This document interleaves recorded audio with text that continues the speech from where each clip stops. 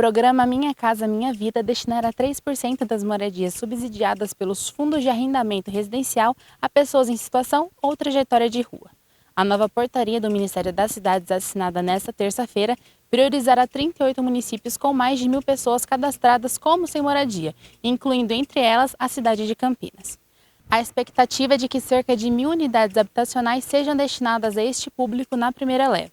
O imóvel será 100% beneficiado pelo governo federal, assim como os processos de acompanhamento e reinserção social dos beneficiários. Nós chegamos a essas 38 cidades, que estão hoje, que é onde está concentrada a maior parte das pessoas que moram em situação de rua, e aí nós iniciamos o processo a partir de ontem. Essas prefeituras, na hora que elas fizerem o processo de seleção, que costuma acontecer quando a obra do Minha Casa Minha Vida chega em 50%, obrigatoriamente eles têm que destinar 3% daqueles apartamentos ou casas, tem que ser destinados às pessoas que estão morando em situação de rua. O ministro da Cidade, Jader Filho, relatou que essas cidades priorizadas inicialmente têm a obrigação de distribuir no mínimo esses 3% de todos os empreendimentos do Minha Casa Minha Vida, mas que isso não é o limite. Segundo ele, essas cidades foram selecionadas por meio de levantamentos feitos por várias pastas ministeriais, tendo por base cidades com maior concentração de pessoas em situação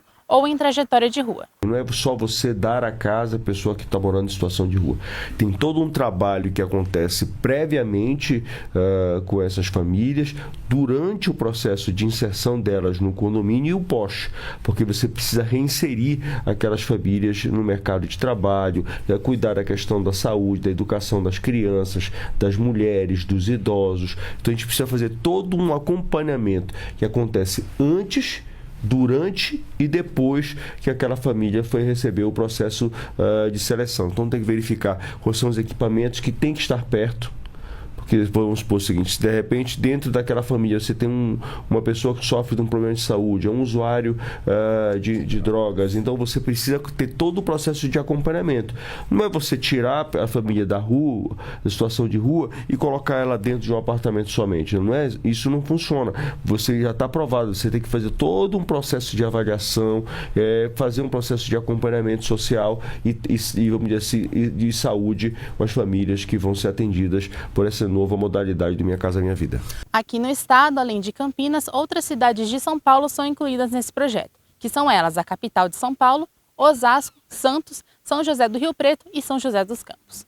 Isabela Braz para a TV Todo Dia.